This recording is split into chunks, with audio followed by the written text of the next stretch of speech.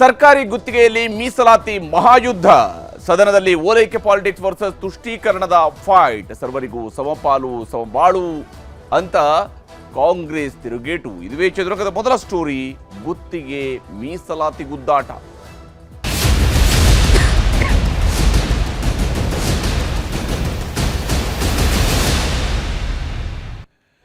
ರಾಜ್ಯ ಸರ್ಕಾರ ಸರ್ಕಾರಿ ಗುತ್ತಿಗೆಗಳಿಗೆ ಸಂಬಂಧಪಟ್ಟಂತೆ ಸರ್ಕಾರ ಕೊಡುವಂತಹ ಕಾಂಟ್ರಾಕ್ಟ್ಗಳಲ್ಲಿ ಮೀಸಲಾತಿಯನ್ನು ಕೊಡೋದಕ್ಕೆ ಹೊರಟಿದೆ. ಹಂತ ಹಂತವಾಗಿ ಬೇರೆ ಬೇರೆ ಸಮುದಾಯಗಳಿಗೆ ಮೀಸಲಾತಿಯನ್ನು ಕೊಡುವಂತಹ ಕೆಲಸವನ್ನು ರಾಜ್ಯ ಸರ್ಕಾರ ವಿವಿಧ ಸಂದರ್ಭಗಳಲ್ಲಿ ಮಾಡ್ತಾ ಬಂದಿರುವಂಥದ್ದು ನಮ್ಮ ಮುಂದೆ ಇರುವಂತಹ ವಿಚಾರಣೆ.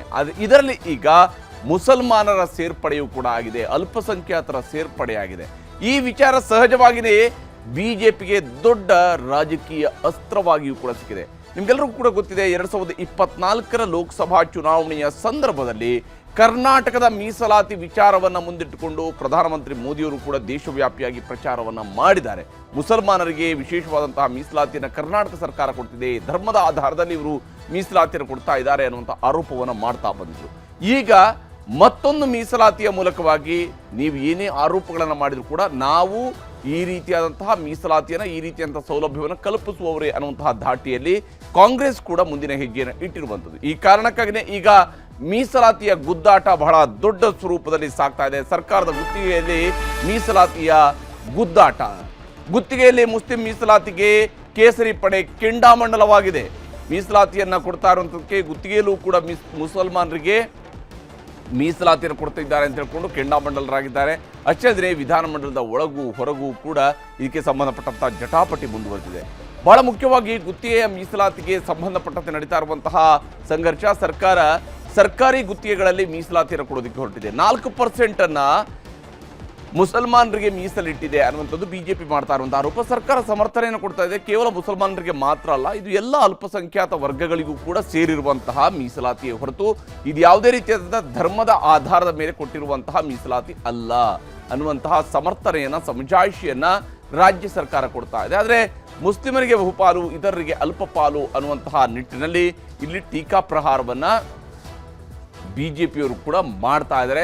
ಸರ್ಕಾರದ ವಿರುದ್ಧ ದೊಡ್ಡ ಸಮರವನ್ನು ಸಾರಿದ್ದಾರೆ. ಯಾವುದೇ ಕಾರಣಕ್ಕಾಗಿಯೂ ಕೂಡ ಈ ರೀತಿಯಾಗಿ ಗುತ್ತಿಗೆಯಲ್ಲಿ ಮೀಸಲಾತಿಯನ್ನು ಕೊಡೋದಕ್ಕೆ ಅವಕಾಶ ಕೊಡೋದಿಲ್ಲ ಅನ್ನುವಂಥದ್ದನ್ನು ಪ್ರತಿಪಕ್ಷವಾಗಿರುವಂತಹ ಭಾರತೀಯ ಜನತಾ ಪಕ್ಷ ಹೇಳ್ತಾ ಇದೆ. ವಿಧಾನಸಭೆ, ವಿಧಾನ ಪರಿಷತ್ಗಳಲ್ಲಿ ಇದಕ್ಕೆ ಸಂಬಂಧಪಟ್ಟಂತಹ ಸಂಘರ್ಷವೂ ಕೂಡ ನಡೀತಾ ಇರುವಂಥದ್ದು. ಹಾಗಾದರೆ ಗುತ್ತಿಗೆ ಮೀಸಲಾತಿ ಸಂಘರ್ಷ ಯಾವ ಹಂತದಲ್ಲಿ ನಡೀತಾ ಇದೆ, ಏನೇನು ಆಗ್ತಾ ಇದೆ, ಏನಿದು ಕತೆ ಅಂತ ನಿಮಗೆ ಮೊದಲಿಗೆ ವಿವರಿಸುವಂತಹ ಪ್ರಯತ್ನವನ್ನು ಮಾಡ್ತೀನಿ. ಬಹಳ ಮುಖ್ಯವಾಗಿ ಇಲ್ಲಿ ಗುತ್ತಿಗೆ ಮೀಸಲಾತಿಯ ಗುದ್ದಾಟ. ಸರ್ಕಾರಿ ಗುತ್ತಿಗೆಯಲ್ಲಿ 4% ಮೀಸಲಾತಿಯನ್ನು ಕೊಡುವಂತಹ ವಿಧೇಯಕವನ್ನು ಈಗಾಗಲೇ ರಾಜ್ಯ ಸರ್ಕಾರ ತಂದಿದೆ. ಬಜೆಟ್ನಲ್ಲೂ ಕೂಡ ಇನ್ಫ್ಯಾಕ್ಟ್ ಇದರ ಬಗ್ಗೆ ಘೋಷಣೆಯನ್ನ ಈಗಾಗಲೇ ರಾಜ್ಯ ಸರ್ಕಾರ ಮಾಡಿದೆ. ಸಿದ್ದರಾಮಯ್ಯನವರು ಇದನ್ನು ಘೋಷಿಸಿದ್ದಾರೆ. ಈವರೆಗೂ SC/ST ಹಾಗೂ 2A ಅಂದರೆ ಹಿಂದುಳಿದ ವರ್ಗ, ಪ್ರವರ್ಗ 2Aಗೆ ಗುತ್ತಿಗೆ ಮೀಸಲಾತಿ ನೀಡಲಾಗಿತ್ತು. ಈಗ ಮುಂದುವರೆದು ಇದನ್ನು SC/ST ಮತ್ತು 2Aಗೆ ಮಾತ್ರ ಅಲ್ಲದೆ 2Bಗೂ ಕೂಡ ಇದನ್ನು ಅನ್ವಯ ಮಾಡಲಾಗಿದೆ. ಈವರೆಗೆ SC/STಗೆ ಮಾತ್ರ ಇತ್ತು. 1 ಕೋಟಿ ರೂಪಾಯಿವರೆಗಿನ ಗುತ್ತಿಗೆ ಕಾಮಗಾರಿಗಳಲ್ಲಿ ಈ ರೀತಿಯಂಥ ಮೀಸಲಾತಿಯ ಅವಕಾಶವನ್ನು ಕೊಡಲಾಗಿದೆ. 1 ಕೋಟಿ ರೂಪಾಯಿವರೆಗಿನ ಕಾಮಗಾರಿಗಳಿಗೆ ಮಾತ್ರ ಇದು ಅನ್ವಯ ಆಗುತ್ತೆ. ಅವರಲ್ಲಿ 4%ನಷ್ಟು ಮೀಸಲಾತಿಯನ್ನು ಕೊಡಲಾಗುತ್ತೆ. ಗುತ್ತಿಗೆ ಮೀಸಲಾತಿಗೆ ಈಗ 2Bಯನ್ನು ಕೂಡ ಸೇರ್ಪಡೆ ಮಾಡಲಾಗಿದೆ. 2Bಯಲ್ಲಿ ಕೇವಲ ಅಲ್ಪಸಂಖ್ಯಾತ ವರ್ಗದಲ್ಲಿ ಇರುವಂಥದ್ದು ಕೇವಲ ಮುಸಲ್ಮಾನರು ಮಾತ್ರ. ಮುಸಲ್ಮಾನರನ್ನ 2Bಯಲ್ಲಿ ಬರ್ತಾರೆ. ಹಾಗಾಗಿ ಗುತ್ತಿಗೆ ಮೀಸಲಾತಿಗೆ ಈಗ 2Bಯನ್ನು ಸೇರ್ಪಡೆ ಮಾಡಿದೆ ರಾಜ್ಯ ಸರ್ಕಾರ. SC/ST 2A ಜೊತೆಗೆ 2B ಕೂಡ ಈಗ ಸೇರ್ಪಡೆಯಾಗಿದೆ. 4% ವಿಶೇಷ ಮೀಸಲಾತಿ ಈಗ ಅವ್ರಿಗೂ ಸಿಗುತ್ತೆ. SC/ST ಸಮುದಾಯಗಳಿಗೆ ಸುಮಾರು 17.695 ಈ ರೀತಿಯಾದಂತಹ ಮೀಸಲಾತಿಯನ್ನು ಕೊಡಲಾಗಿದೆ. ಮುಸಲ್ಮಾನರನ್ನ ಸೇರಿಸಿ 2 ಕೋಟಿಗೆ ಮಿತಿಯನ್ನು ಏರಿಕೆ ಕೂಡ ಮಾಡಲಾಗಿದೆ. 1 ಕೋಟಿಯ ಬದಲು ಮೀಸಲಾತಿ ಇರುವಂತಹದ್ದು ಈ ಒಟ್ಟು ಕಾಮಗಾರಿಗಳ ವ್ಯಾಪ್ತಿಯನ್ನು 1 ಕೋಟಿಯ ಬದಲು 2 ಕೋಟಿವರೆಗಿನ ಕಾಮಗಾರಿಗಳು ಅಂತ ಸೇರಿಸಲಾಗಿದೆ. ಹಾಗಾಗಿ 2 ಕೋಟಿವರೆಗಿನ ಕಾಮಗಾರಿಗಳಲ್ಲಿ ಈ ಮೀಸಲಾತಿ ಅನ್ವಯ ಆಗತ್ತೆ. ಬಜೆಟ್ನಲ್ಲಿ ಮಾಡಿದಂತಹ ಘೋಷಣೆಗೆ ಸಚಿವ ಸಂಪುಟದಲ್ಲೂ ಕೂಡ ಅಂತಿಮ ಮುದ್ರೆಯನ್ನು ಪಡ್ಕೊಳ್ಳಲಾಗಿದೆ. ಅವರ ಒಪ್ಪಿಗೆಯನ್ನು ಪಡ್ಕೊಳ್ಳಲಾಗಿದೆ, ಅನುಮೋದನೆಯನ್ನು ತೆಗೆದುಕೊಳ್ಳಲಾಗಿದೆ. ಬಜೆಟ್ನಲ್ಲಿ ಮಾಡಿದಂತಹ ಘೋಷಣೆ ಇದು. ಇದೇ ಅಧಿವೇಶನದಲ್ಲಿ ಅಂಗೀಕಾರ ಮಾಡೋದಕ್ಕೂ ಕೂಡ ಸಿದ್ಧತೆಯನ್ನು ಮಾಡಿಕೊಳ್ಳಲಾಗ್ತಾ ಇದೆ. ರಾಜ್ಯ ಸರ್ಕಾರ ಅಂಥದ್ದೊಂದು ಸಿದ್ಧತೆಯನ್ನು ಮಾಡ್ಕೊಂಡಿದೆ. ಇದೇ ಅಧಿವೇಶನದಲ್ಲೇ ಮಸೂದೆಯನ್ನು ಮಂಡಿಸಿ ಅದಕ್ಕೆ ಅಂಗೀಕಾರವನ್ನು ಪಡ್ಕೊಳ್ಬೇಕು. ಆ ಮೂಲಕವಾಗಿ ರಾಜ್ಯದಲ್ಲಿ SC/ST 2A ಮತ್ತು 2B ಸಮುದಾಯಗಳಿಗೆ ಈ ರೀತಿಯಾದ ಪ್ರವರ್ಗ 1A ಕೂಡ ಇದು ಅನ್ವಯ ಆಗುತ್ತೆ. ಇವರುಗಳಿಗೆ ಬರುವಂತಹ ಮೀಸಲಾತಿಗಳನ್ನು ಕೊಡಬೇಕು ಅನ್ನುವಂತಹ ನಿಟ್ಟಲ್ಲಿ ತೀರ್ಮಾನವನ್ನು ಕೈಗೊಳ್ಳಲಾಗಿದೆ. ಇದೇ ಅಧಿವೇಶನದಲ್ಲಿ ಇದನ್ನು ಅಂಗೀಕಾರ ಮಾಡಬೇಕು ಅನ್ನೋದು ರಾಜ್ಯ ಸರ್ಕಾರದ ಪ್ಲಾನ್ ಆಗಿರುವಂಥದ್ದು. ಆದರೆ ಈ ವಿಚಾರ ಈಗಾಗಲೇ ಬಿಜೆಪಿಯನ್ನು ಕೆರಳಿಸಿದೆ. ಇದೇ ಕಾರಣದಿಂದಾಗಿ ಮೀಸಲಾತಿ ವಿಚಾರದಲ್ಲಿ ದೊಡ್ಡ ಜಟಾಪಟಿ ಈಗ ಶುರುವಾಗಿರುವಂಥದ್ದು. ಸರ್ಕಾರಿ ಗುತ್ತಿಗೆಯಲ್ಲಿ ಮುಸ್ಲಿಂ ಮೀಸಲಾತಿಗೆ ತೀವ್ರ ವಿರೋಧವನ್ನು ಭಾರತೀಯ ಜನತಾ ಪಕ್ಷ ವ್ಯಕ್ತಪಡಿಸ್ತಾ ಇದೆ. ಪ್ರತಿಪಕ್ಷ ಬಿಜೆಪಿಯವರು ಅತ್ಯಂತ ತೀವ್ರ ಸ್ತರದಲ್ಲಿ ಈ ಒಂದು ಮುಸ್ಲಿಂ ಮೀಸಲಾತಿಯನ್ನು ವಿರೋಧಿಸ್ತಾ ಇದ್ದಾರೆ. ಯಾವುದೇ ಕಾರಣಕ್ಕಾಗಿ ಕೂಡ ಮುಸಲ್ಮಾನರಿಗೆ ಮೀಸಲಾತಿ ಕೊಡಬಾರದು ಅನ್ನುವಂಥದ್ದು ಬಿಜೆಪಿಯವರ ವಾದ. ಇದೇ ವಿಚಾರವನ್ನು ಮುಂದಿಟ್ಟುಕೊಂಡು ಬಿಜೆಪಿ ಹೋರಾಟವನ್ನು ಕೂಡ ಕೈಗೆತ್ತಿಕೊಂಡಿದೆ.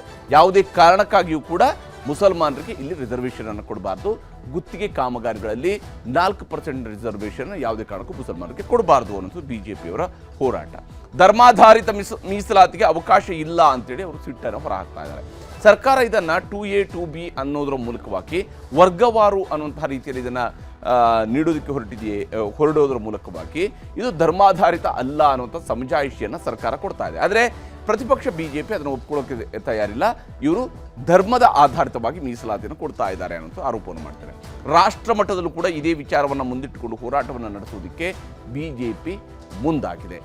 ಕರ್ನಾಟಕದ ಈ ವಿಚಾರ ಬಿಜೆಪಿಗೆ ರಾಷ್ಟ್ರ ಮಟ್ಟದ ಅಸ್ತ್ರವಾಗಿ ಸಿಕ್ಕಿದೆ. ಬೇರೆ ಬೇರೆ ರಾಜ್ಯಗಳಲ್ಲಿ ಈ ವಿಚಾರವನ್ನು ಮುಂದಿನ ಚುನಾವಣೆಗಳಲ್ಲಿ ಭಾರತೀಯ ಜನತಾ ಪಕ್ಷ ಪ್ರಸ್ತಾಪಿಸುವಂಥದ್ದು ನಿಶ್ಚಿತ ಆಗಿದೆ. ರಾಷ್ಟ್ರ ಮಟ್ಟದಲ್ಲೂ ಕೂಡ ಇದೇ ವಿಚಾರವನ್ನು ಕೇಳಬಹುದು. ಕೋರ್ಟ್ನಲ್ಲೂ ಈ ಬಗ್ಗೆ ಪ್ರಶ್ನೆ ಮಾಡೋದಕ್ಕೆ ಬಿಜೆಪಿ ತಯಾರಿಯನ್ನು ಮಾಡ್ಕೊಂಡಿದೆ. ಈ ರೀತಿಯಾದಂತಹ ಮೀಸಲಾತಿಯನ್ನು, ಧರ್ಮದ ಆಧಾರಿತವಾಗಿ ಕೊಟ್ಟಿರುವಂತಹ ಮೀಸಲಾತಿಯನ್ನು ಊರ್ಜಿತ ಮಾಡಬಾರ್ದು ಅಂತ ಹೇಳಿ ಕೋರ್ಟ್ಗೂ ಕೂಡ ಹೋಗ್ಬೋದು. ಭಾರತೀಯ ಜನತಾ ಪಕ್ಷದ ನಾಯಕರುಗಳು ಬೇರೆ ಬೇರೆ ಹಂತಗಳಲ್ಲಿ ಈ ಹೋರಾಟವನ್ನು ಮಾಡಬಹುದು. ಸ್ಥಳೀಯ ಸಂಸ್ಥೆ ಚುನಾವಣೆಯಲ್ಲಿ ಇದೇ ವಿಚಾರವನ್ನು ಪ್ರಸ್ತಾಪ ಮಾಡೋದಕ್ಕೂ ಕೂಡ ಪ್ಲಾನನ್ನು ಮಾಡ್ಕೊಂಡಿದ್ದಾರೆ. 4% ಮೀಸಲಾತಿಯನ್ನು ಮುಸಲ್ಮಾನರಿಗೆ ಕೊಟ್ಟಿರುವಂತಹ ವಿಚಾರವನ್ನೇ ಚುನಾವಣೆಯಲ್ಲೂ ಕೂಡ, ಸ್ಥಳೀಯ ಸಂಸ್ಥೆಗಳ ಚುನಾವಣೆಯಲ್ಲೂ ಕೂಡ ಬಿಜೆಪಿಯವರು ಪ್ರಸ್ತಾಪ ಮಾಡ್ಬೋದು. ಆ ಮೂಲಕ ರಾಜ್ಯದ ಜನರ ಮುಂದೆ ಈ ರೀತಿಯಾಗಿ ಇದು ಮುಸಲ್ಮಾನರು ಓಲೈಕೆ ಮಾಡುವ ಸರ್ಕಾರ ಅಂತದನ್ನು ತಿಳಿಸುವಂತಹ ಕೆಲಸವನ್ನು ಬಿಜೆಪಿಯವರು ಮಾಡ್ಬೋದು. ಈ ವಿಚಾರಕ್ಕೆ ಸಂಬಂಧಪಟ್ಟಂತೆ ಮೇಲ್ಮನೆ ಮತ್ತು ಕೆಳಮನೆಯ ಪ್ರತಿಪಕ್ಷ ನಾಯಕರುಗಳು ಮಾತನಾಡಿದರೆ ತೋರಿಸ್ತೀವಿ. ಎಲ್ಲ ಪತ್ರಿಕೆಗಳಲ್ಲಿ 2 ದಿವಸದಿಂದ ರಿಲಿಜಿಯಸ್ ರಿಸರ್ವೇಷನ್ ಬಗ್ಗೆ ಚರ್ಚೆ ಆಗ್ತಾ ಇದೆ. Religious reservation is not allowed under the constitution. 4%. ಅದೇ ಕಾರಣಕ್ಕೆ ನಮ್ಮ ಸರ್ಕಾರ ಇದ್ದಾಗ ನಮ್ಮ ಸರ್ಕಾರ ಇದ್ದಾಗ ತಮ್ಮ ಗಮನಕ್ಕೆ ತರೋದಷ್ಟೇ ಇದು ಚರ್ಚೆ ಅಲ್ಲ. ರವಿಕುಮಾರ್, ಇದು ಚರ್ಚೆ ಅಲ್ಲ. ನೋಡಿ, ಏನು ಅಂತ ಕೇಳಿ ಅದನ್ನು ಕೊಡ್ಬೇಕಾ ಬೇಡ ಅನ್ನೋದು ಪೀಠ ಹೇಳುತ್ತೆ. ಅದ್ರ ಬಗ್ಗೆ ಚರ್ಚೆ ಮಾಡಬೇಕು. ಗಮನಕ್ಕೆ ಏನು ಹೇಳಿ, ಸಂವಿಧಾನದಲ್ಲಿ ಒಬ್ರು ಹೇಳಿ ಸಂವಿಧಾನದಲ್ಲಿ ಅವಕಾಶ ಇಲ್ಲ. ಆ ಕಾರಣದಿಂದ ನಮ್ಮ ಸರ್ಕಾರ ಈಗ ಮತ್ತೆ ತರ್ತಾ ಇರೋದನ್ನ ನಾವು ವಿರೋಧಿಸ್ತೇವೆ. ಯಾವುದೇ ಕಾರಣಕ್ಕೆ ಅದನ್ನು ಮಾಡಬಾರ್ದು ಅಂತೇಳಿ ಸರ್ಕಾರಕ್ಕೆ ತಮ್ಮ ಮೂಲಕ ಆಗ್ರಹವನ್ನು ಮಾಡ್ತೇನೆ. ಸಂವಿಧಾನದಲ್ಲಿ ಯಾವುದೇ ರೀತಿಯಾದಂಥ ಧರ್ಮಾಧಾರಿತವಾದಂಥ ರಿಸರ್ವೇಷನ್ ಇಲ್ಲ. ಈಗಾಗಲೇ ಹಲವಾರು ಸುಪ್ರೀಂ ಕೋರ್ಟ್ಗಳ ತೀರ್ಮಾನನೂ ಕೂಡ ಬಂದಿದೆ. ಇಷ್ಟಿದ್ರೂ ಕೂಡ ಸಿದ್ದರಾಮಯ್ಯನವರು ಟೋಪಿ ಹಾಕಿದ್ದಾಯಿತು, ಟಿಪ್ಪು ಜಯಂತಿ ಮಾಡಿದ್ದಾಯಿತು, ಶಾದಿ ಭಾಗ್ಯ ಮಾಡಿದ್ದಾಯಿತು, ಮುಲ್ಲಾಗಳಿಗೆ 10,000 ಕೋಟಿ ಕೊಡ್ತೀನಿ ಅಂತ ಹೇಳಿದ್ರು. ಈಗ ಬಡ್ಜೆಟ್ಟಲ್ಲಿ ಅವರಿಗೆ ಎಲ್ಲ ರೀತಿಯಾದಂಥ ಅನುದಾನಗಳನ್ನು ಅವ್ರು ಏನೇನು ಕೇಳಿದ್ರು ಅದಕ್ಕಿಂತ ಹೆಚ್ಚು ಅನುದಾನಗಳನ್ನು ಕೊಟ್ಟರು. ಈಗ ಕಾಂಟ್ರಾಕ್ಟಲ್ಲೂ ಕೂಡ, ಗುತ್ತಿಗೆಯಲ್ಲೂ ಕೂಡ ಅವರಿಗೆ 4% ರಿಸರ್ವೇಷನ್ ಕೊಡೋ ಮುಖಾಂತರ ಮತ್ತೊಮ್ಮೆ ಹಿಂದೂಗಳ ಮೇಲೆ ಆಘಾತ ಮಾಡಿದ್ದಾರೆ. ಅಂದರೆ ಜನರಲ್ ಆಗಿ ಕಾಂಟ್ರಾಕ್ಟ್ ಮಾಡೋವಂಥವರು ಯಾವುದೇ ರೀತಿಯಾದಂಥ ಧರ್ಮಾಧಾರಿತವಾದಂಥ ಕಾಂಟ್ರಾಕ್ಟ್ ಇರಲಿಲ್ಲ. ಕರ್ನಾಟಕದಲ್ಲಿ ಮೊದಲ ಬಾರಿಗೆ ಇದನ್ನು ತರುವ ಮುಖಾಂತರ ಧರ್ಮಗಳ ಮಧ್ಯೆ ಒಡಕನ್ನು ಉಂಟು ಮಾಡುವಂಥದ್ದು ಮತ್ತು ಓಟ್ಗೋಸ್ಕರ ನಾವೇನು ಬೇಕಾದರೂ ಮಾಡ್ತೀರಿ, ನಾವು ಗೆದ್ದಿರೋದೇ ಮುಸಲ್ಮಾನರಿಂದ, ಹಿಂದೂಗಳು ನಮ್ಗೆ ಯಾರು ಓಟ್ ಹಾಕಿಲ್ಲ, ಅದರಿಂದ ಮುಸಲ್ಮಾನರಿಗೆ ನಮ್ಮೆಲ್ಲ ಸೌಕರ್ಯಗಳನ್ನು ಕೊಡ್ತೀರಿ ಅಂತೇಳಿ ಹೊರಟಿರುವಂಥದ್ದು ದುರದೃಷ್ಟ. ಹೀಗೆ ಪ್ರತಿಪಕ್ಷ ನಾಯಕರುಗಳು ಆರೋಪವನ್ನ ಸರ್ಕಾರದ ವಿರುದ್ಧ ಮಾಡಿದರೆ ಇದು ಸಂವಿಧಾನದ ವಿರೋಧ, ಸಂವಿಧಾನದಲ್ಲಿ ಇದರ ಬಗ್ಗೆ ಉಲ್ಲೇಖ ಇಲ್ಲ, ಸಂವಿಧಾನ ವಿರೋಧಿಯಾದಂತಹ ಕೆಲಸವನ್ನು ಸರ್ಕಾರ ಮಾಡಬೇಕು ಅನ್ನೋಂಥ ಆರೋಪವನ್ನು ಮಾಡ್ತಾರೆ. ಮತ್ತೊಂದು ಕಡೆ ಎರಡೂ ಪಕ್ಷಗಳ ಅಧ್ಯಕ್ಷರು, ಕಾಂಗ್ರೆಸ್ ಅಧ್ಯಕ್ಷರು ಹಾಗೆ ಬಿಜೆಪಿ ಅಧ್ಯಕ್ಷರು ಕೂಡ ಇದೇ ವಿಚಾರಕ್ಕೆ ಸಂಬಂಧಪಟ್ಟಂತೆ ವಾಗ್ಯುದ್ಧವನ್ನು ನಡೆಸ್ತಾ ಇದ್ದಾರೆ ತೋರಿಸ್ತೀವಿ. ಮುಸ್ಲಿಮ್ಸ್ ಇರ್ಬೋದು, ಕ್ರಿಶ್ಚಿಯನ್ಸ್ ಇರ್ಬೋದು, ಸಿಖ್ ಇರ್ಬೋದು, ಬೌದ್ಧರು ಇರ್ಬೋದು, ಅವರೆಲ್ಲ ನಮ್ಮ ದೇಶದ ಪ್ರಜೆಗಳು, ಕರ್ನಾಟಕ ರಾಜ್ಯದ ಪ್ರಜೆಗಳು. ನಾವು ಎಲ್ಲ ಅಲ್ಪಸಂಖ್ಯಾತರಿಗೆ, ಹಿಂದುಳಿದವರ ಬಗ್ಗೆ ನಾವು ಚಿಂತೆ ಮಾಡ್ತೀವಿ. ಸಮಪಾಳು ಅನ್ನೋರು ಯಾರೋ ಒಬ್ಬನ MSc ಮಾಡ್ಕೊಳ್ಳಿ, ಅವರು ಒಬ್ಬನ ರಾಜ್ಯಸಭೆ ಮೆಂಬರ್ ಮಾಡಲಿ, ಸೆಂಟ್ರಲ್ ಗೌರ್ಮೆಂಟಲ್ಲಿ ಮಂತ್ರಿ ಮಾಡಲಿ, ಒಂದಿಬ್ಬರು ಕ್ರಿಶ್ಚಿಯನ್ಸ್ನ, ಒಂದು 3 ಜನ ಮುಸ್ಲಿಮ್ಸ್ನ ಮಾಡ್ಕೊಳ್ಳಿ. ಆಗ ವಿಜಯೇಂದ್ರಗೆ ಸಮಪಾಳು ಅಂತ ಮಾತಾಡೋಕ್ಕೆ ಒಂದು ಅವಕಾಶ ಇದೆ. DK ಶಿವಕುಮಾರ್ ಅವರಿಗೆ ನೆನ್ಪು ಮಾಡ್ಕೊಡೋದಕ್ಕೆ ನಾನು ಇಚ್ಛೆ ಪಡ್ತೇನೆ. ಇಟ್ ಈಸ್ ಭಾರತೀಯ ಜನತಾ ಪಾರ್ಟಿ ಸರ್ಕಾರ, BJP ಸರ್ಕಾರ ಇದ್ದಾಗ ಡಾಕ್ಟರ್ ಅಬ್ದುಲ್ ಕಲಾಂ ಅವ್ರನ್ನ ರಾಷ್ಟ್ರಪತಿಗಳನ್ನಾಗ ನಾವು ಮಾಡಿದ್ವಿ. ಕಾಂಗ್ರೆಸ್ನವರೆಲ್ಲ ಮಾಡಿರ್ತಕ್ಕಂಥದ್ದು. BJP ಸರ್ಕಾರ ಬಂದ್ಮೇಲೆ ನಜ್ಮಾ ಹೆಪ್ತುಲ್ಲಾ ರಾಜ್ಯಪಾಲರನ್ನಾಗ ಆಯ್ಕೆ ಮಾಡಿದ್ವಿ. ನರೇಂದ್ರ ಮೋದಿಜಿ ಸರ್ಕಾರ ಬಂದ್ಮೇಲೆ ಜಸ್ಟಿಸ್ ಅಬ್ದುಲ್ ನಜೀರ್ ಅಂತ ಮಹಾನ್ ವ್ಯಕ್ತಿಗಳನ್ನ ರಾಜ್ಯಪಾಲರನ್ನಾಗಿ ಆಯ್ಕೆ ಮಾಡಿದ್ರು. ಮೊಹಮ್ಮದ್ ಆರಿಫ್ ಖಾನ್ ಅವ್ರನ್ನ ರಾಜ್ಯಪಾಲರನ್ನಾಗಿ ಆಯ್ಕೆ ಮಾಡಿದ್ರು. ಉಸ್ತಾದ್ ಬಿಸ್ಮಿಲ್ಲಾ ಖಾನ್ ಅವರಿಗೆ ಭಾರತ ರತ್ನ ಅಂತಕ್ಕಂಥ ಉತ್ಕೃಷ್ಟ ಗೌರವವನ್ನ ಕೊಟ್ಟಿರ್ತಕ್ಕಂಥದ್ದು ಕಾಂಗ್ರೆಸ್ನವರಲ್ಲ, ನರೇಂದ್ರ ಮೋದಿಜಿ ಸರ್ಕಾರ ನೀಡಿರ್ತಕ್ಕಂಥದ್ದು. ಹೀಗೆ ಒಂದು ಕಡೆಯಲ್ಲಿ ನಾವು ಕೊಡ್ತಾ ಇರುವಂಥದ್ದು ಯಾವ ಕಾರಣಕ್ಕಾಗಿ ಮೀಸಲಾತಿ ಅನ್ನುವಂಥ ಸಮರ್ಥನೆಯನ್ನು ಹೇಳಿ ಬಿಜೆಪಿಗೆ ಸವಾಲಿಸಿದರೆ ಬಿಜೆಪಿಯವರು ಒಂದು ಪಟ್ಟಿಯನ್ನು ಕೊಡ್ತಾ ಇದ್ದಾರೆ. ನಾವು ಇಂತಿಂಥವರಿಗೆಲ್ಲ ಅಧಿಕಾರ ಕೊಟ್ಟಿದ್ದೀವಿ ಅನ್ನೋದರ ಮೂಲಕವಾಗಿ ಹೇಳ್ತಾ ಇದ್ದಾರೆ.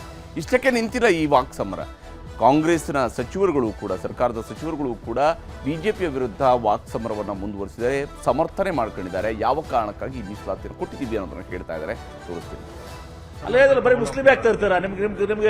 ನಿಮಗೆ ಕಾಮಣಿ ಆಗಿದೆ, ಬರೀ ಹಳದಿ ಕಾಣ್ತದೆ ಎಲ್ಲನೂ. ಬರೀ ನಾನು ಹೇಳ್ತಾ ಇರೋದು ಹಿಂದುಳಿದ ವರ್ಗ ಅಂದಮೇಲೆ ಎಲ್ಲರಿಗೂ ಬರ್ತದೆ. ಪ್ರವರ್ಗ 2A 2B ಇದೇನೋ ಇದೆಲ್ಲ. ಇದರಲ್ಲಿ ಕುರುಬಾ ಸಮೂಹ ಕಮ್ಯುನಿಟಿ ಬರ್ತದೆ, ಇಲ್ಲಾಂದ್ರೆ ಉಪ್ಪಾರ ಕಮ್ಯುನಿಟಿ ಬರ್ತದೆ, ಕುಂಬಾರ, ಕಮ್ಮಾರ, ಬಹಳಷ್ಟು ಸಮುದಾಯಗಳು ಬರ್ತವೆ. ಅದರಲ್ಲಿ ಮಾಡಲಿ ಕ್ರೀಮಿ ಲೇಯರ್ ಕೊಟ್ಟಿದ್ದಾರೆ, ಅದರ ಬಗ್ಗೆ ಚರ್ಚೆ ಮಾಡಬಹುದು.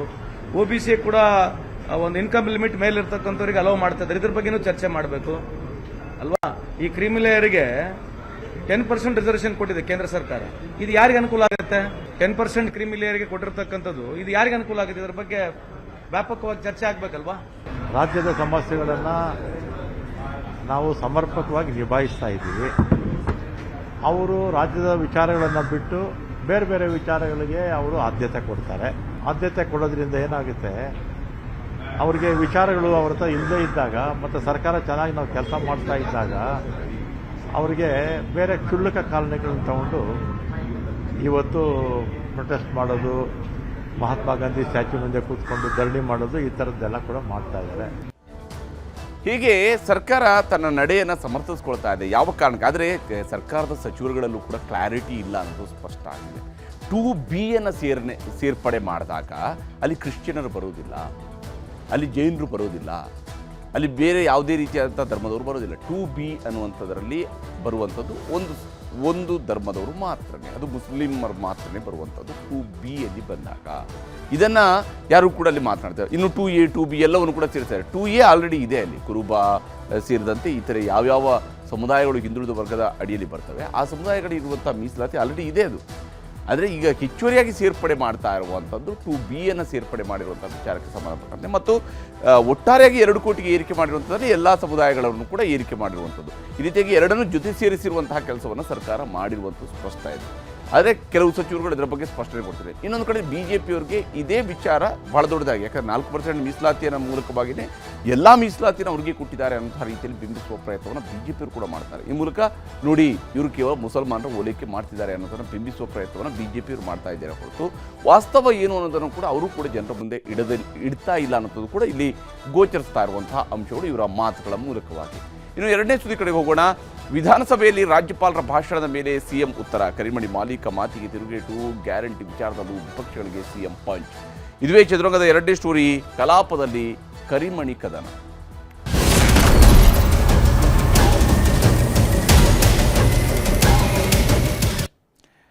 ವಿಧಾನಸಭೆ ಕಲಾಪದಲ್ಲಿ ಅನೇಕ ಸಂದರ್ಭಗಳಲ್ಲಿ ನಮ್ಮ ಕರ್ನಾಟಕದ ವಿಧಾನಸಭೆ ವಿಧಾನ ಪರಿಷತ್ನ ಚರ್ಚೆಗಳ ಸಂದರ್ಭದಲ್ಲಿ ಅನೇಕ ಸಂದರ್ಭಗಳಲ್ಲಿ ವಚನಗಳನ್ನು ಉಲ್ಲೇಖಿಸಿ ವಾಗ್ದಾಳಿಯನ್ನು ನಡೆಸುವಂಥದ್ದಿರ್ಬೋದು, ಸರ್ವಜ್ಞನ ವಚನಗಳನ್ನು ಕೋಟ್ ಮಾಡೋದಿರ್ಬೋದು, ಬಸವಣ್ಣನ ವಚನಗಳನ್ನು ಕೋಟ್ ಮಾಡುವಂಥದ್ದಿರ್ಬೋದು, ಹಾಗೆಯೇ ಮಂಕುತಿಮ್ಮನ ಕಗ್ಗವನ್ನು ಹೇಳ್ತಾ ತಿರುಗೇಟು ಕೊಡುವಂಥದ್ದು ಇವೆಲ್ಲವೂ ಕೂಡ ನಡೀತಾ ಬಂದಿರತಕ್ಕಂಥ ನಾವು ಲೋಕಸಭೆ ರಾಜ್ಯಸಭೆಯ ಕಲಾಪಗಳನ್ನು ನೋಡಿದಾಗ ಅಲ್ಲಿ ಹೇಗೆ ಶಾಯರಿಗಳನ್ನು ಬಳಕೆ ಮಾಡಿಕೊಂಡು ಅದರ ಮೂಲಕವಾಗಿ ಒಂದು ವಾಗ್ದಾಳಿಯನ್ನು ನಡೆಸುವಂಥದ್ದು ನಡೆಯುತ್ತಲ್ಲ, ಅದೇ ರೀತಿಯಲ್ಲಿ ಕರ್ನಾಟಕದಲ್ಲಿ ನಡೀತಿದೆ. ಆದರೆ ಇತ್ತೀಚಿನ ದಿನಗಳಲ್ಲಿ ಈ ಟ್ರೋಲ್ ಆಗ್ತಿರುವಂತಹ ಸಾಂಗ್ಗಳು, ಯಾವ್ಯಾವ ಹಾಡುಗಳು ವೈರಲ್ ಆಗ್ತಾ ಇರ್ತಾವೋ, ಯಾವ ಹಾಡು ವೈರಲ್ ಆಗ್ತಿದೆಯೋ ಅಂಥ ವೈರಲ್ ಹಾಡುಗಳನ್ನೇ ಸದನದೊಳಗೂ ಕೂಡ ಪ್ರಸ್ತಾಪ ಮಾಡೋದು ನಡೀತಾ ಇರುತ್ತೆ. ವಿಧಾನಸಭೆಯಲ್ಲಿ ರಾಜ್ಯಪಾಲರ ಭಾಷಣದ ಮೇಲೆ ಚರ್ಚೆ ನಡೆದಂತಹ ಸಂದರ್ಭದಲ್ಲಿ ಸುನೀಲ್ ಕುಮಾರ್ ಅವರು, ಕಾರ್ಕಳದ ಶಾಸಕರಾಗಿರುವಂಥ ಸುನೀಲ್ ಕುಮಾರ್ ಅವರು ಈ ಸರ್ಕಾರದ ಕರಿಮಣಿ ಮಾಲೀಕ ಯಾರು, ಕರ್ನಾಟಕದ ಕರಿಮಣಿ ಮಾಲೀಕ ಯಾರು ಅನ್ನುವಂತಹ ಪ್ರಶ್ನೆಯನ್ನು ಮುಂದಿಟ್ಟಿದ್ರು.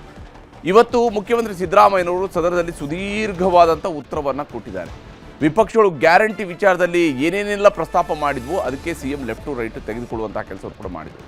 ಇದೇ ಸಂದರ್ಭದಲ್ಲಿ ಕರಿಮಣಿ ಮಾಲೀಕ ಯಾರು ಅನ್ನುವಂತಹ ಮಾತಿಗೂ ಕೂಡ ಸಿಎಂ ಸಿದ್ದರಾಮಯ್ಯನವರು ಡಿಚ್ಚು ಹೊಡೆದಿದ್ದಾರೆ. ಯಾವ ಸ್ವರೂಪದಲ್ಲಿ ಕರಿಮಣಿ ಮಾಲೀಕ ಅನ್ನುವಂತಹ ವಿಚಾರವನ್ನು ಹೇಳಬೇಕು ಹೇಳಬಾರ್ದು ಅನ್ನುವಂತಹ ಅಂಶಕ್ಕೂ ಕೂಡ ಸಿದ್ದರಾಮಯ್ಯನವರು ಉತ್ತರವನ್ನು ಕೊಟ್ಟಿದ್ದಾರೆ. ಸದನದ ಒಳಗಡೆ ಸದನದಲ್ಲಿ ಈ ರೀತಿಯಾದಂತಹ ಮಾತುಗಳ ಬಗ್ಗೆಯೂ ಕೂಡ ಅವರು ಪ್ರಸ್ತಾಪ ಮಾಡಿದ್ದಾರೆ.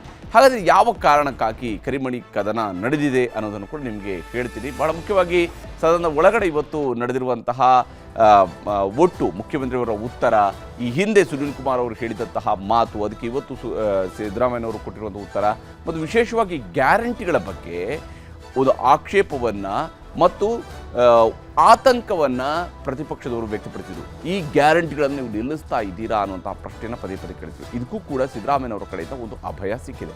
ಅವೆಲ್ಲವೂ ಕೂಡ ನಿಮಗೆ ವಿವರವಾಗಿ ಹೇಳ್ತಾ ಹೋಗ್ತೀನಿ. ಮೊದಲಿಗೆ ಕರಿಮಣಿ ಕದನ ಹೇಗೆ ನಡೀತು ಅನ್ನೋದನ್ನು ಹೇಳ್ತೀನಿ. ಸಿಎಂ ಬದಲಾವಣೆ ವಿಚಾರದಲ್ಲಿ ಕಲಾಪದಲ್ಲಿ ಚರ್ಚೆಯನ್ನು ನಡೆಸಲಾಗಿತ್ತು. ಏನು ರಾಜ್ಯಪಾಲರ ಭಾಷಣದ ಮೇಲಿನ ಚರ್ಚೆ ಬರೀ ಎಲ್ಲ ವಿಚಾರಗಳನ್ನು ಪ್ರಸ್ತಾಪಿಸುವಂಥ ಎಲ್ಲ ಹಕ್ಕುಗಳು ಕೂಡ ಪ್ರತಿಪಕ್ಷದವರಿಗೆ ಇದ್ದೇ ಇರುತ್ತೆ. ಅದೇ ಸಂದರ್ಭದಲ್ಲಿ ಕರ್ನಾಟಕದ ಕರಿಮಣಿ ಮಾಲೀಕ ಯಾರು ಅನ್ನುವಂತಹ ಪ್ರಶ್ನೆಯನ್ನು ಸುನೀಲ್ ಕುಮಾರ್ ಅವರು ಕೇಳಿದರು. ಕರ್ನಾಟಕದ ಜನರನ್ನು ಆಳುವಂಥವ್ರು ಯಾರು ಅನ್ನುವಂತಹ ನಿಟ್ಟಿನಲ್ಲಿ ಆ ಅರ್ಥದಲ್ಲಿನೇ ಸುನೀಲ್ ಕುಮಾರ್ ಅವರು ಕೂಡ ಮಾತನಾಡಿದ್ದು. ಇಲ್ಲಿ ಕರಿಮಣಿ ಮಾಲೀಕ ಅನ್ನುವಂಥದ್ರ ಅರ್ಥವನ್ನು ಆ ರೀತಿಯಾಗಿ ಅವರು ಪ್ರಸ್ತಾಪ ಮಾಡಿದರು. ರಾಜ್ಯಪಾಲರ ಭಾಷಣದ ಮೇಲೆ ಚರ್ಚೆಯ ವೇಳೆ ಸಿಎಂ ಅವರು ತೀಕ್ಷ್ಣ ಪ್ರತಿಕ್ರಿಯೆಯನ್ನು ಈ ವಿಚಾರಕ್ಕೆ ಕೊಟ್ಟಿದ್ದಾರೆ. ಬಹಳ ತೀಕ್ಷ್ಣ ಪ್ರತಿಕ್ರಿಯೆಯನ್ನು ಕೊಟ್ಟಿದ್ದಾರೆ. ಇದು ಕೀಳು ಅಭಿರುಚಿಯ ಮಾತು ಅಂತ ಸಿಎಂ ಸಿದ್ದರಾಮಯ್ಯನವರು ತಿರುಗಿಟ್ಟು ಕೊಟ್ಟಿದ್ದಾರೆ. ನೀವು ಕರಿಮಣಿ ಮಾಲೀಕ ಅಂತ ಹೇಳುವಂಥ ಮಾತಿದೆಯಲ್ಲ, ಅದನ್ನು ನೀವು ಈ ರಾಜ್ಯದ ನಾಯಕ ಯಾರು ಅಥವಾ ರಾಜ್ಯದ ಮುಖ್ಯಮಂತ್ರಿ ಯಾರು ಅನ್ನುವಂತಹ ವ್ಯಾಪಕ ಅರ್ಥದ ಬದಲಿಗೆ ಅದೊಂದು ಕೀಳು ಅಭಿರುಚಿಯಲ್ಲಿ ಹೇಳುವಂತಹ ಮಾತಾಗುತ್ತೆ ಅನ್ನುವಂಥದ್ದನ್ನು ಸಿದ್ದರಾಮಯ್ಯನವರು ಹೇಳಿದರು. ಈ ರೀತಿ ಹೇಳಿಕೆ ನಿರೀಕ್ಷಿಸಿರಲಿಲ್ಲ. ನುಡಿದರೆ ಮುತ್ತಿನ ಹಾರದಂತಿರಬೇಕು ಅನ್ನುವಂಥ ಮಾತನ್ನು ಹೇಳಿದ್ದಾರೆ.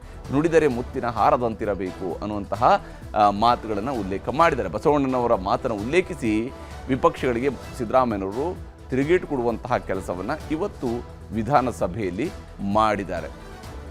ಸುನೀಲ್ ಕುಮಾರ್ ಅವರು ಕರಿಮಣಿ ಮಾಲೀಕ ಅನ್ನುವಂಥ ಪ್ರಸ್ತಾಪ ಮಾಡಿದ್ದು ಹೇಗೆ ಮತ್ತು ಸಿದ್ದರಾಮಯ್ಯನವರು ಇದಕ್ಕೆ ಕೊಟ್ಟಂತಹ ಉತ್ತರ ಯಾವ ಸ್ವರೂಪದಲ್ಲಿತ್ತು ಅನ್ನೋದು ನಿಮಗೆ ತೋರಿಸ್ತೀನಿ.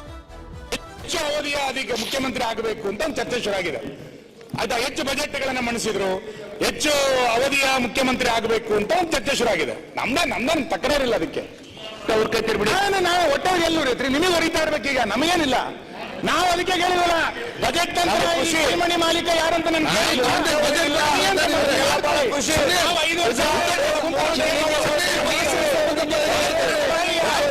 ಕರಿಮಣಿ ಮಾಲೀಕ ಅಶೋಕ್ ಅವರು ಮತ್ತು ಸುನೀಲ್ ಕುಮಾರ್ ಅವರು ಮಾತನಾಡುವಾಗ ಕರಿಮಣಿ ಮಾಲೀಕ ಯಾರು, ಕರಿಮಣಿ ಮಾಲೀಕ ಯಾರು ಅಂತೇಳಿ ಪ್ರಶ್ನೆಯನ್ನ ಮಾಡಿದ್ದಾರೆ. ನನ್ನ ಪ್ರಕಾರ ಅಭಿರುಚಿ ಹೀನ ಮಾತುಗಳು ಅಂತೇಳಿ ನಾನು ಅನ್ಕೋತೀನಿ.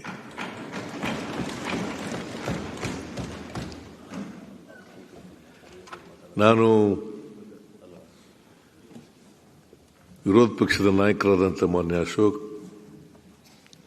ಮತ್ತು ಹಿರಿಯ ಸದಸ್ಯರಾದಂಥ ಸುನೀಲ್ ಕುಮಾರ್ ಅವರಿಂದ ಇಂಥ ಮಾತುಗಳನ್ನು ನಿರೀಕ್ಷೆ ಮಾಡಿರಲಿಲ್ಲ